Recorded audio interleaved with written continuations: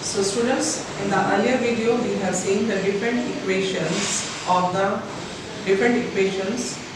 Cambridge approach of cash balance approach, whereby we have seen the Marshall equation, we have seen the Robertson equation, as well as Keynes and People's equation.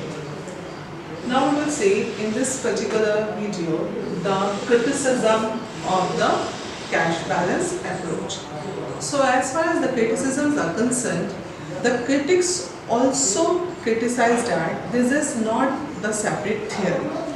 They said that it is a mere truism whereby every equation is represented and every equation shows the relationship between the quantity of money and the price level and the value of money and the quantity of supply. The second criticism which is raised here is the ignorance of the speculative motive. As in the Fisher's equation, Keynes raised the criticism that the money is demanded for the speculative purpose as well as for the hoarding purpose. But in this theory, the speculative motive of the money's demand is neglected. And we know that the speculative motive also increases the demand for money. And when the demand for money increases, as a result of that, we find the price level also increases. So here in this theory, the speculative motive is neglected. The third criticism which is raised over here is the neglect of the role of the rate of interest. Role of the rate of interest. See, in the Cambridge equation, the role of the rate of interest is not highlighted.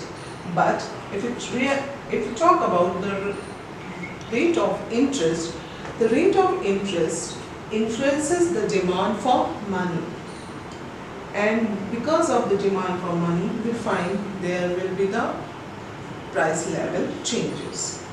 Now, the real factors in the theory is also ignored. These real factors are the income, savings and investment. In this theory, again these real factors are not highlighted, properly represented. Then the next criticism which is raised over here is the silent in terms of the business cycles.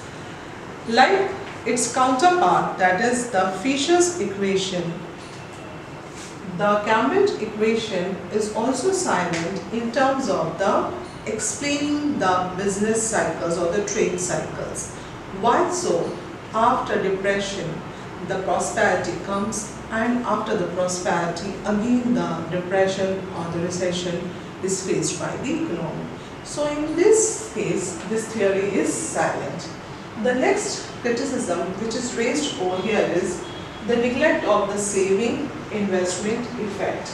See, the saving and investment also influences a lot to the price level. But again, in this theory, the savings and investment effect is not highlighted.